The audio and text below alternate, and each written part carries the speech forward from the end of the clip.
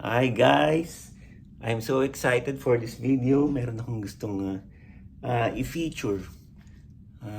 Good news! Nakabili ako ng bagong Adidas Adizero Evo SL. Ayan. I'm so happy. Ganda-ganda. And napakasarap sa paa.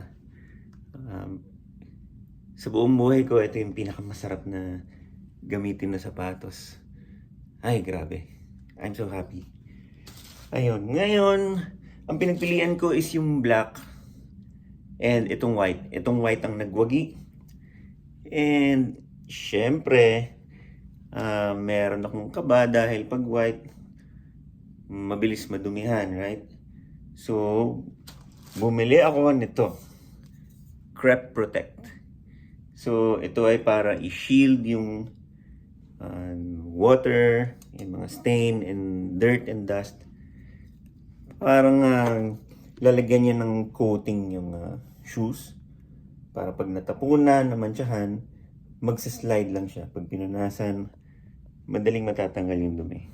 So, mababawasan yung worries na mabilis maging mukhang luma yung sapatos. So, madali lang gamitin tong crepe. And malinaw naman yung instructions dito, naka-drawing. So, dapat unang-una malinis yung sapatos. So, dahil bago naman siya, so malinis siya. And then, apply generously itong crepe spray. Shake well muna. And then, dapat 20 centimeters at least away ang pagsaspray. So, let's start spraying generously. Ayan, paikot. Dito naman tayo.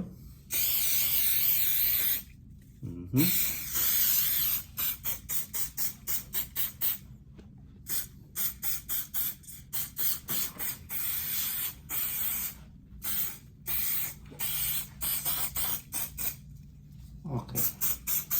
Shoelace. Yung Adizero sign. Ayan. Huwag nating i-sprayan yung ilalim kasi dudulas eh. Kasi para siyang film, slippery film. Ayan. Sabi sa instructions, let's leave it for 10 minutes. And then we will reapply another layer. Okay, kanina, nasprayan ko na yung isang kapares niya, which is ito. Which is, naka 10 minutes na ba?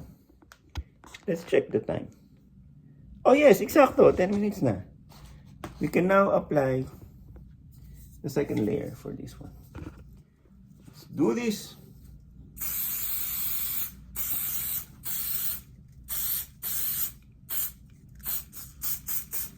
Yan.